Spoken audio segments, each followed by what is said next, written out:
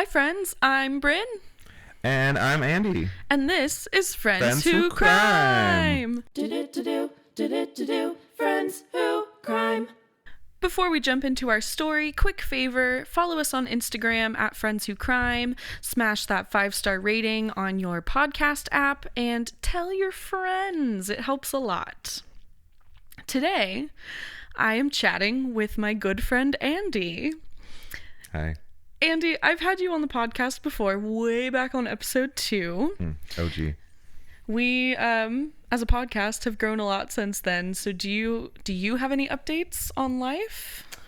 Man, I'm a classical musician, so I've been doing a lot of singing lately, and I've been directing a choir, which has been fun, and we have our performance coming up, but brand new news is that I'm going to be singing the bass solos for the Austin Central Philharmonic this winter, so I'm pretty excited about that. So freaking cool. Yeah. Just the word Philharmonic. Philharmonic. Say it 3 times. Philharmonic. Philharmonic. That's hard. It is kind of hard. But yeah, that's it. I don't know. Just enjoying my life as a musician. Today we're covering a cult case, and Andy is the perfect guest for this, and I will talk about why here in a second. First, I will do my interruption. A little story from the week. I went apartment hunting, and I went a little overboard because I ended up touring 9 different apartment complexes. I actually made a color-coded spreadsheet so I could keep them all straight in my brain. Smart. And I scored them based on what they had or didn't have. There was one, the very first one I toured, I pulled into the parking lot and I was like, nope. I've had one of those before, yeah. Yep. But there were a bunch that I really liked, and the most stressful part honestly was picking one. But I picked one and I applied yesterday and I got approved today. So I'm not going to tell you where it is because, I don't want to become the subject of my own podcast. But I'll be in the nicest apartment I've ever lived in, and I'm really excited. But with that said, let's get back to crime. So like I said, Andy is a great guest for this episode. You might ask why. Andy was raised Mormon and left the church several years ago, so he's already got a BS radar when it comes to cults. Yes, I do. If anyone knows a cult when they see one, it's you. And you and I talk about cults relatively often. Yeah. What is there anything you can share from your experience?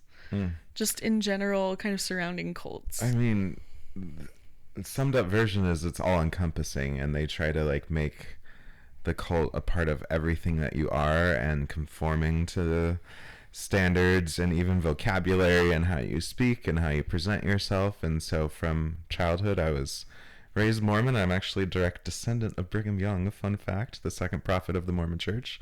And that college, Brigham Young University, yeah, that's my great-great-great-grandfather that was a rapist and, kind of terrible person. But other than that, yeah. And then I left I left the church when I was about 24, and I'm going to be hitting my 10-year anniversary of excommunication in about 2 months. So that's pretty exciting. Yeah.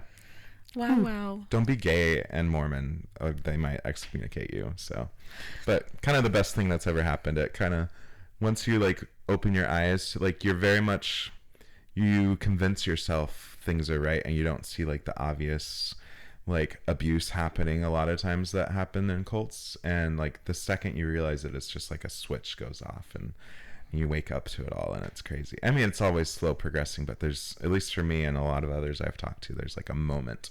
They're oh shit, that was a cult, man. And we will hear about one of those moments in this case today. Yeah, wow. And I will have you chime in really anytime you want about, whatever equates to Mormonism in some of these situations, because they're very different groups of thinking, groups of people. But when I was researching, I noticed how many similarities there are in some ways. Okay. Before we dive into this specific cult story, a quick cult primer is in order. Psychologists say cults tend to have a few key traits: a powerful, authoritarian leader, an absolute belief in that leader's truth, and strict control over members. Think no questions allowed, conspiracies about the outside world, a rule that former members are always wrong to leave. In other words, these groups use psychological manipulation to keep people hooked, in a sense. You want a quote that the Mormon prophet would say? Absolutely. Doubt your doubts before you doubt your faith. Wow. So, like, if you're doubting things, like, you should doubt the doubt, not your faith. Wow. Just believe, yeah. So you weren't allowed to question the prophet. I hate that. Yeah, doubt your doubts. Yeah. And, like, in this case, too, like, they were cut off from the outside world. That's like a common thing among cults. And it's, sounding familiar from your perspective. Yes. Before I dive in any further, quick trigger warning for sexual assault and abortion, loss of pregnancy. So if that's not your thing, maybe wait for the next one. But if not, this is going to be a very, very interesting and upsetting case. With that in mind, let's travel back to the 1980s. Imagine sunny West Hollywood. There's strip malls, freeways, and one nondescript house on Harper Avenue. A spiritual commune was forming. The leader of this group was Jaime Gomez. This man had a lot of names. And when I say a lot, it's like a lot. Like, you could not fit it all on a business card. He went by Andreas, Michelle, Reggie, the teacher, the master. It evolved over the years. For most of this script, I'm going to refer to him as Andreas or as Gomez. Andreas. So don't get confused. Gomez was born in Venezuela to a wealthy coffee rancher and came to Hollywood chasing stardom. He legally changed his name to Michel Rostand and even landed a tiny role in the horror classic film Rosemary's Baby. You might even catch him. He's a little extra. Okay. And he looks at the camera for about a millisecond and a half and then is gone. He also, he definitely starred in a few homoerotic adult films. Oh my gosh. Okay. Wow. Picture this guy, and I'll show you a picture in a second, but picture this guy, a former ballet dancer with a spray tanned Ken doll physique, but with like a lot of plastic surgery. Oh, wow. Like take like Joan Rivers and put her head on a Ken doll, and that's this guy. Wow. He insisted on wearing nothing but Speedos and eyeliner while he taught his, finger quotes, meditation classes. He dressed like a glam rock yogi at a beach party. Okay, So a hot one. Oh, I see. So he had a good physique, but maybe hot is not a good way to describe him. Yes, I'm about to show you a picture. Here we go. This is him. Mm-hmm. Interesting. Yeah, he looks like he'd be older than you'd assume. Yes. Yes. But yeah, interesting. At first, this group of him and his followers, which came to be known as Buddhafield, looked like a typical 1980s hippie commune. They did a lot of meditation, yoga, lavish weekend retreats to the mountains or the beach. Members even put on elaborate dance and theater performances, believing they were just empowering themselves spiritually. Each and every member was good looking, shiny, fit, mostly young, thin. He chose to recruit these people based on their outside appearance, even though his teachings were supposed to be based on spirituality. Yeah. Julian Goldstein, one of Buddhafield's members for 20 years, said, quote, "It was beautiful and powerful, and I had never experienced anything like that. It was very liberating, and so that was the allure." They were talking like groovy chant circles, lots of hugs and massages, cosmic energy talk, very hippy-dippy. Everyone took new names to drop their old ego. That alone. I have a new name. Do you? I do, yeah. Did you know this about me? I don't know if I do. So, this is a slight detour. When you go through the temple, when you're Mormon, that's like you have to be following all the rules. You have to be paying tithes. You have to, like, you can't be sinning at all. So in there's a lot of like very cult like ceremonies. And then right before they ceremoniously like have you pass through the veil, you get a new name. And so and if you ever share it, you're gonna like you're supposed to slit your own throat. Yeah. What? Yeah, they even like make you do the motion of like, if I share this, like I have to slit my own throat. So you ready? I'm gonna share it. It's Josiah. Josiah. That's my new name, Josiah. So. And now we have to go slit our throats. I mean, God wants me to, I think. I learned, but I don't think I'm going to listen to God. So. Wow. Yeah, Josiah. I like Andy better. I like Andy way better. So the group thought of these rituals and changing their name and all of these things as self-empowering, but they didn't realize that all of their power was quietly being funneled to Andreas Gomez, whatever you'd like to call him. A man named Will Allen was a member of the commune for 22 years. Oh, wow. It lasted a while. Mm-hmm. And he made a documentary about it in 2016 after he left. It's called Holy Hell, and it is one of my favorite cult documentaries I've ever seen. While Will was in the commune, he was tasked with taking videos and documenting literally everything that the cult did together, the group. And later, he used a ton of that footage to make this documentary. As he explained, the members didn't feel like they were giving up their power. They thought they were empowering themselves. They often actually joked, saying that if they were in a cult, it was a really good cult. Yeah. Like, we're all happy here. Mm-hmm. Everything's great. That's my parents' excuse. You know? Yeah. No, it's very much like, and I even remember like being an active member and just like knowing like, I don't know, like you're just like this toxic energy of like you have to be positive and you have to like, I'm learning like it's a good thing though, even though people think we're weird and everything, like I don't know, they just really prime you and help you learn how to think in a circle so that you never question and get out. Like they give you answers to like your doubts. And it's just a big circle. And it's just it's like an endless circle. Yeah, so it's, if you ever think about like, well, this is kind of weird, it's like, no, it's like being super positive all the time is a huge one. Wow. And like be happy. Be happy. It kind of sounds like that. They're all attractive and like hippy dippy. Do they have to pay, of course, to be a part of it?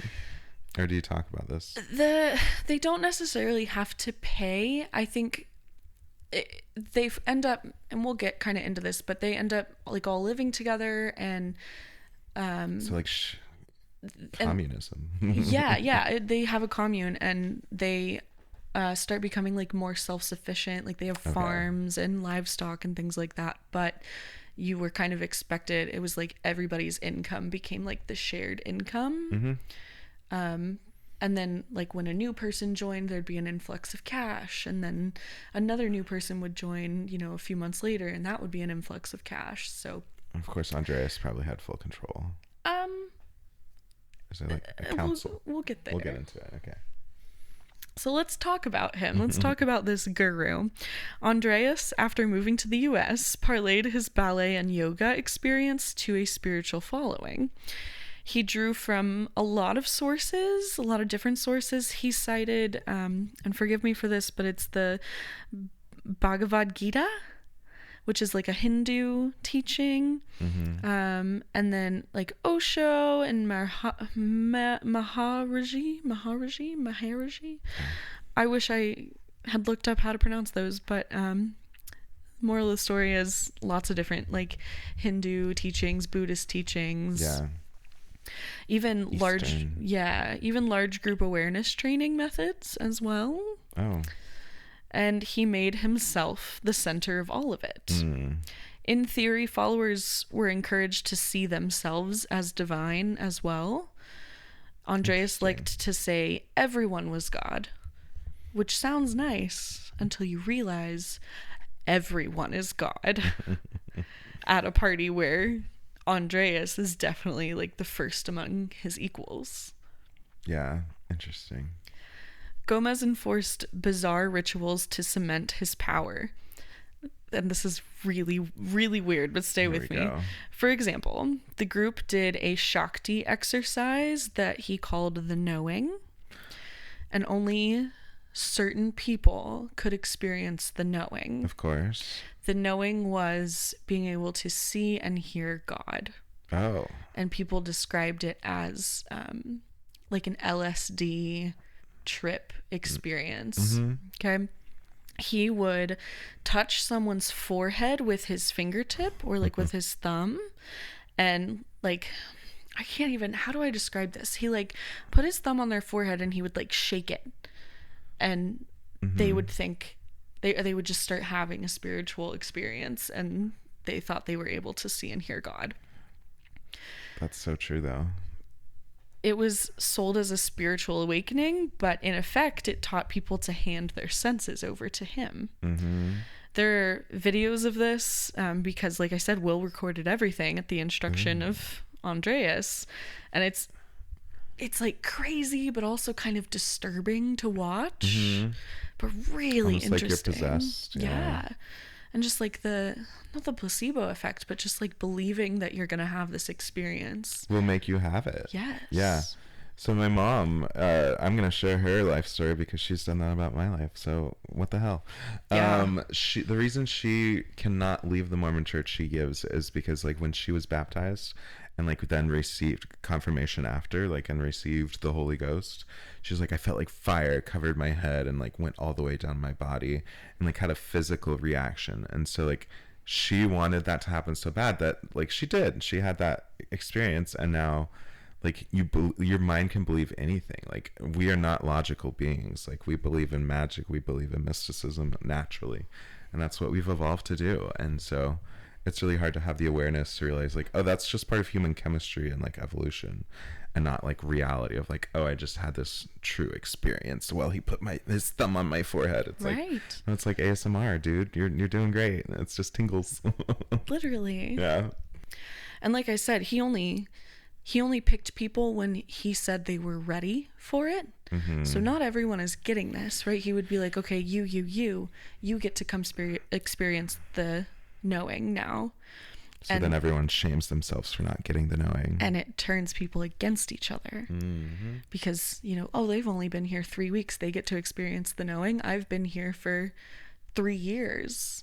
And there is one woman who that's her experience, is like everyone else is getting the knowing and she wasn't getting it. And she was like, why aren't you picking me? And he's like, you're not ready.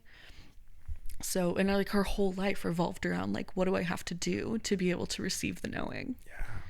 Like the and like, I can just imagine like what she might be thinking of, like, why am I not being chosen? I've like, that's a very common like memory of me, like as a kid, like, oh man, why I'm not righteous enough, and like always like self-inflicting mental wounds. And it's just crazy like how hard you can be on yourself when it's like you don't know, like it's not logical. And this is a tangent, this is not in the script, but these aren't dumb people. Oh no. These are smart people, but we're not logical beings, like you're saying. And like when you're vulnerable and you want to be a part of something, and then you find something to be a part of, like judgment goes out the window. But yeah, they're just, it can happen to anyone. It could happen I don't think it would happen to me, but like, who knows? But it's in our nature to believe shit like that. Right. And to want to be in community and to want to be accepted. And so it's crazy how cult doesn't have to just be religion. Like, it can be so many different things, and I could go on tangents on that, but yeah, no. The day-to-day rules of Buddhafield were strict. No drugs or alcohol, which isn't unusual. Mm-hmm. But Andreas himself also demanded his followers to remain completely celibate. The irony was he himself secretly slept. They're always pedophiles and like sex crazy people. He slept with several men in the group. Oh, okay. So gay man. He would rub everyone's belly to the tune of like, oh, we're all one. Let me rub everyone's belly. We're all gonna rub each other's bellies. And then he would take a few of them for private lessons. And rub lower. And essentially a lot of his victims were young gay men who's, they don't have a family. They've been rejected by their family and they find Buddhafield, right? So he took advantage of that and he exploited the 1980s AIDS crisis to scare them into compliance. He said if they left the group, they would be dead within a year because of AIDS. They would catch AIDS and be dead within a year if they left because they're no longer under his good graces. Fear-mongering. He didn't want any outside influences, no newspapers, no TV. If anyone even tried to watch the news, he would flip out. He once bristled when a member bought a television, saying it would bring negative energy. Naturally, he had to guard his turf. The Austin Monthly magazine notes that every new person had to fit his narrative. If you slipped in a phone or a contact from the outside, that was considered contamination. So members lived in isolated communes, cut off from families. In fact, children and pets were completely banned. Even pets? And children, okay. And children. Gomez told women to get abortions. He would force them to get abortions if they got pregnant because children, and this is a quote, children and personal enlightenment don't mix. Wow. He didn't want anything to be dependent on these people. Yeah. Which I had the opposite experience. Mormonism is all about have more kids, have more babies, because it's so much easier to indoctrinate children than other adults. Right. Half the babies. There was a woman who adopted a dog and he made her return it to the shelter. So sad. Did he give a reason for that? That seems like he said he's allergic. He didn't want, like, they shouldn't have anything that was dependent on them for their own spiritual empowerment. But I see. I think he just didn't fucking like dogs. Yeah. So he was like, you can't have a dog. But meanwhile, on their commune, they had pets. They had group pets. We'll get to it. Okay. We'll get to it. But it's ridiculous. Essentially, the group became its own bubble, and Gomez's word was law. Right. Meanwhile, Gomez loved luxury and attention. He convinced many female members to get plastic surgery like he had done. He had a lot of plastic surgery. And he encouraged these women to get nose jobs, boob jobs, all in the name of spiritual perfection. He was constantly getting Botox and liposuction while telling everyone else to eat only salads and kale, no sugar, no gluten, no coffee. Oh man, health nuts.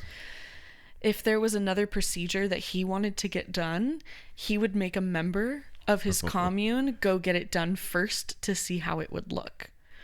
And if he was going to talk about ego, he made sure that he sat on a golden throne carried around by his followers during gatherings. You mean literally golden throne? Literally. Wow. I mean, probably not actual gold. Okay, but like the perception. Yeah. It was as if they thought he was literally a king among gods. And he actually renamed himself. This is another one of his names, Reiji, which means God King. All the while, average members like Julian from the beginning were expected to serve him. Julian's official job title was things like personal assistant, financial advisor, chauffeur, body worker, basically Gomez's personal slave. Yet members like Julian still told themselves he was serving us. So like they're doing this for him because he's serving them. Gotcha. And that it was all for their own growth. Circular logic, yeah. This is classic cult stuff. Even obvious self-serving moves by the leader get spun as spiritual lessons. At one point, Andreas asked Julian to make him a fruit salad every day. Oh, this is such an awful story. So he asked Julian to make him a fruit salad every day. Julian wouldn't make your everyday fruit salad. It wasn't just like, okay, cut up the fruit, throw it in a bowl, mix it up, give it to... Did you have to like peel the skin off the grapes? He would arrange the fruit and carve it into beautiful art. Like in the documentary, there's a picture. He carved the Last Supper out of fruit. Wow. Okay. That's impressive. And it would take him hours. Then he would deliver it to Andreas and leave him to enjoy it. So he would walk out of the room. One day, Julian walks back into the room a few minutes after he delivered the fruit, and he witnessed it being slid into a blender to make a smoothie. Oh. Thought he was going to slide something else into the fruit. I was like, oh no, gross. But this was a regular thing. The whole time, Andreas had been ignoring the beautiful art that Julian was like painstakingly creating for him. But Andreas could only, he couldn't do no wrong in their eyes. So Julian just kept on doing what he did to stay in his good graces. So I'm going to go through a little timeline and then we'll kind of jump back in and I'll go more into detail on a few things. So we've said it, the cult started in Hollywood in the 1980s. It kind of came through the yoga sessions and the retreats in LA. Then in the 1990s, the group relocated to a rural ranch outside of Austin, Texas. Oh, close to home. They buy land, they buy like straw bale structures. One member who had a lot of money funded the actual construction of a theater. Oh, cool. For their ballet productions. Okay. Oh gosh. It's now known as the One World Theater. It does exist. Oh my gosh. It's not associated with them anymore. Of course. But do they perform on the stage? They do. They have concerts there a lot. And I think we need to go. Because I have to see. That would be cool. The commune has dozens of people at this point, but they also have peacocks, swans, and a pet wallaby. Wallaby? A wallaby. Wallaby. Membership was peaking at this point, and New Age seekers are arriving. They're lured by these promises of spiritual breakthroughs that apparently everyone wants. In 2007, things come to a head. Allegations are surfacing with longtime members. Oh, okay. Some people are starting to leave. Male members. We'll get to it. The compound is abandoned, and with it are the animals. They were also abandoned. That's sad. And He's just an animal hater. I know. And after they abandoned Austin, they moved to Hawaii with significantly less members. Oh my gosh. Went to Honolulu 2016, so about 10 years later. Holy Hell is released, the documentary. And it premieres at Sundance Film Festival. It's on CNN, and it kind of exposes the inner workings of this group. And the film kind of finally draws attention to it, right? Yeah. Nobody knew about it. Then in the 2020s, Buddhafield appears in pop culture. It's in an episode of the Netflix series How to Become a Cult Leader. Okay, I think I watched that show because this is very vaguely sounds familiar. We watched one episode together, I think, actually, but it was a long time ago. It was just one episode, yeah. With Peter Dinklage. It showed a little bit maybe of, because he looked, Yeah. But I don't remember the story, like, a lot about this. It's just that little clip. Crazy how recent that was. So you might wonder, how did such a seemingly innocuous group spin so dark? Former members describe the turn from communal bliss to fear and control as very gradual, but very terrifying. I think it's really common for it to be really, really gradual. Yeah. They just kind of push the boundaries and push the boundaries and push the boundaries. See what they can get away with. And then no. Wow. It's sad. They say Andreas turned manipulative when he said no outsiders were allowed. Kind of. Okay. And like cutting you off from the family too, right? Yeah. And So that was like they the could even first. call? No. Yeah, like completely cut off. Yeah. And that's they a would big actually, thing. if any member of the group traveled, like let's say they go on a yoga retreat in. Oh, they had to be chaperoned? No. Oh. No. But if they, travel, they're in Brazil, right? Say they go to Brazil, they would have everybody's family's addresses, and they would send a shit ton of postcards from wherever they were to everybody's families being like, oh, like, don't worry about me, I'm in Brazil, when they're actually like living in a commune in Austin. Gotcha. Personal confessions were recorded during their mandatory therapy sessions with Andreas. Yeah. And later used as blackmail. If you admitted a secret or a mistake in front of the group, Gomez would tuck it away like a weapon. One guy said that anything you confessed in hypnotherapy could be held over your head. That's sad. And he would actually like air people's dirty laundry, like in the group therapy sessions. No. He wouldn't say like the person that it was, but he would be like, one of us in therapy this week said this. What do you guys think about that? That fucking sucks. Meanwhile, the promised paradise started crumbling. Members were punished if they didn't report each other's sins. They do that at BYU. Do they? This university, Mormon university. It's like if you catch another student breaking one of the many, many rules they have, you have to report it, or your credibility is then questioned, and you could be kicked out of the school too if you don't report stuff. Wow. It's crazy. Gomez encouraged jealousy and spying. He even had disciples secretly film other followers for... With what, phones? I guess video cameras. Because they weren't allowed to have phones, you said, right? Yeah. So it must have been video cameras and like handheld cameras, things like that. Yeah. He locked people away from their own families. One woman wasn't allowed to leave to see her dying father because Gomez said she would bring back his bad energy. Wow. Another member was forced into having an abortion. And these stories sound really intense, but they're real stories. Yeah. And like there's a sacrifice aspect, I think, where it's like they probably paint you as like you're sacrificing so much to be a part of this great thing, and so you like get this hero complex a little bit. I bet. At least I saw plenty of Mormons that took that on. There were definitely, I think that came with time. That was part of the gradual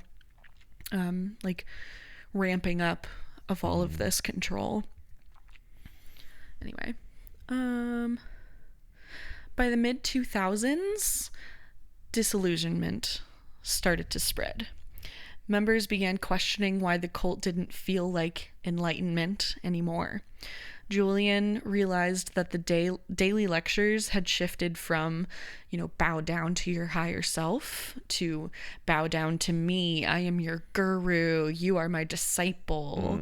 That shift in tone, that ego madness. Let me rub your belly. Yeah. So it sort of cracked the shell for some people. Yeah. So it was that time when Julian decided to leave. This is Fruit Salad Man. And this was when, had he gone to Hawaii with them before he left? No, he was in Austin. Okay. Yeah. Around this same time, an ex-member sent an email to all former and current members of Buddhafield. In this email, he claimed that Andreas had been sexually assaulting several members of the group for years and disguised it as part of their enlightenment. He said they would become one with God by having sex with him and that no was not an option. This story was corroborated by too many male members from the group. Damn. Of course, Andreas said that these were all lies from contaminated ex-members who were jealous and overdramatic and coming for him. And however, the illusion was ruined for a lot of the current members at this point too, because they're like, "You're my friend. I didn't know you went through this," and something's wrong here. Once the first few people peeled off, others followed. Some of the members, though, totally believed Andreas, like totally sided with him. They were so blinded by their devotion to him that they just couldn't believe anything these people were saying. They were just like, oh, they're, they have AIDS. They're going to die within a year. That so cognitive dissonance is too big. Yes. It's horrifying. Yeah. Will Allen's footage also shows how Andreas reacted. He became increasingly paranoid, especially after the 1993 Waco siege. Oh, yeah. He feared that Buddhafield would also be raided. If you don't know about the Branch Davidians in Waco, go check it out. It's another really wild story. There's several documentaries out there. That guy had like ties to the Mormon church, if I remember David right. Yeah. Yeah. Like he started his own kind of thing, obviously, but yeah. Yeah, another wild one. That could be another episode or two, honestly. Gomez started hyping this like battle for Buddhafield's survival. They would actually have like drills where one member would act like the FBI, and they would be like drilling another member. They have guns? No.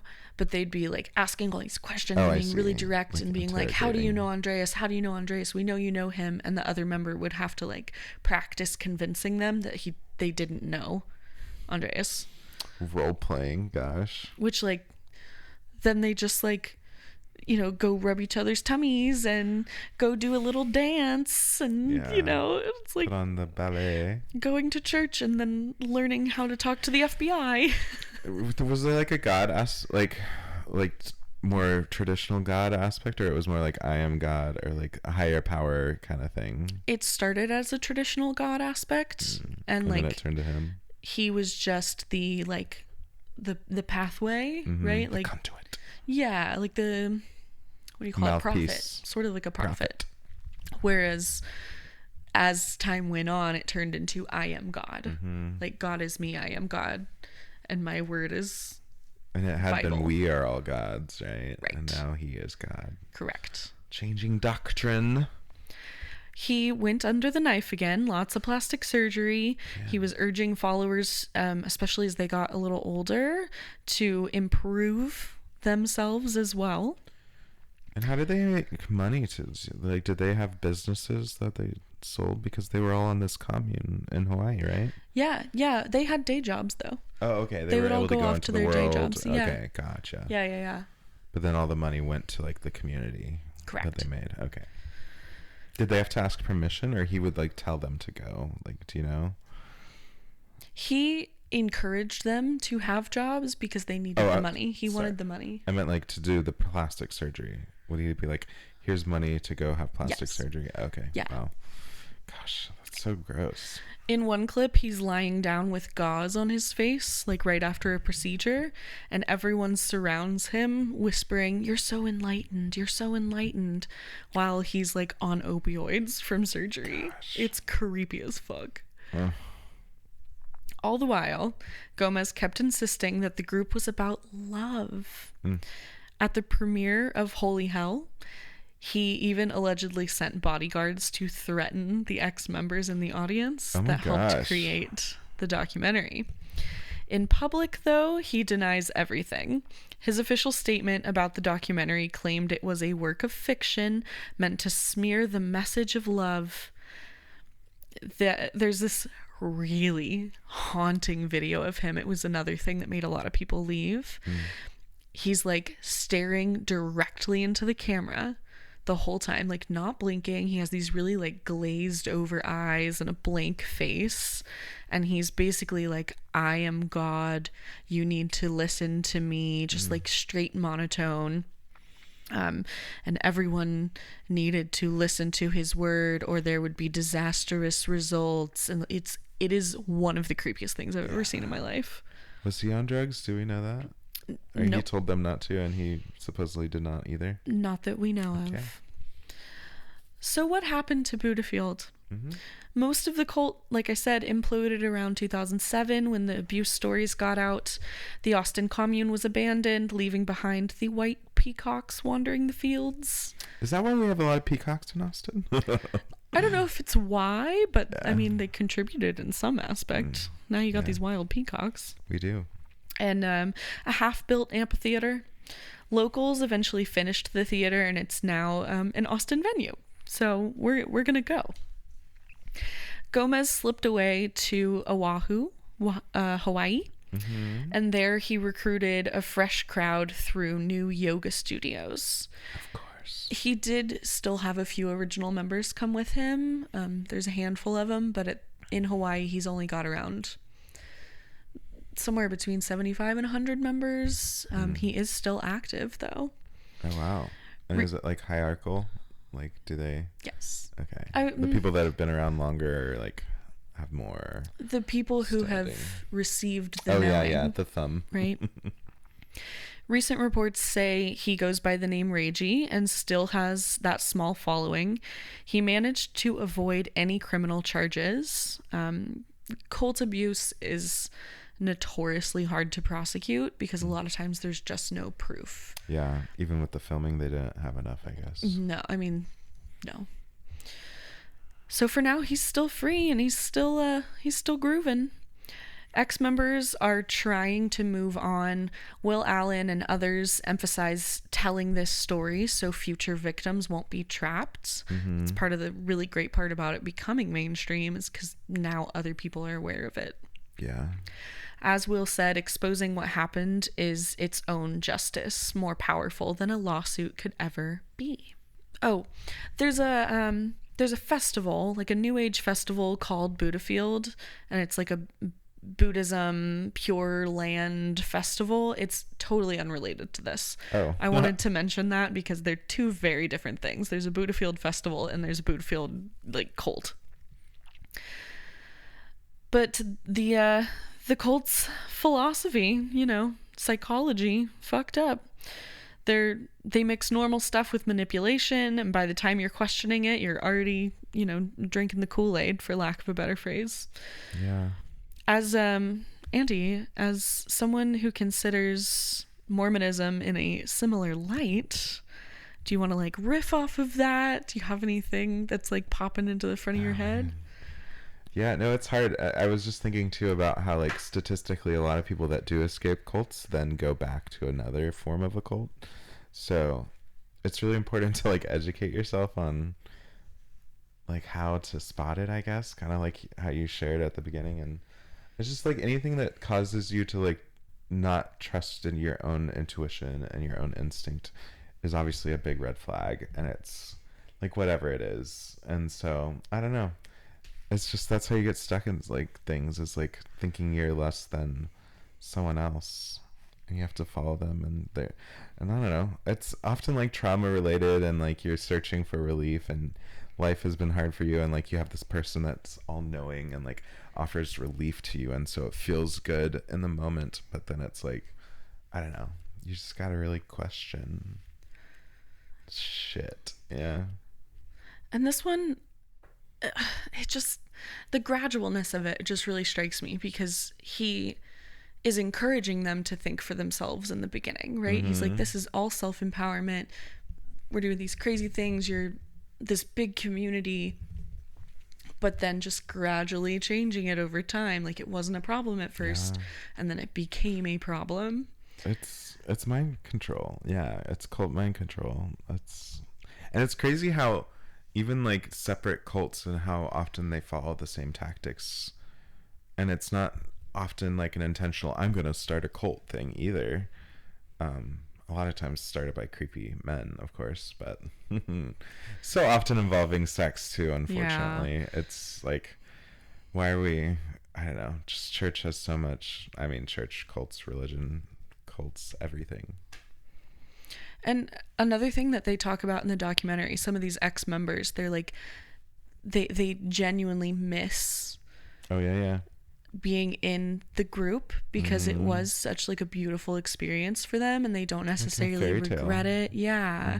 But it was just bombarded with evil and darkness, and it wasn't healthy, right? Yeah. It turned unhealthy. It turned so toxic. But just You don't thinking realize right away. they genuinely miss being there, and when they all reunite, it's like all these ex-members, they just like pick up right where they left off, and there's such a bond there.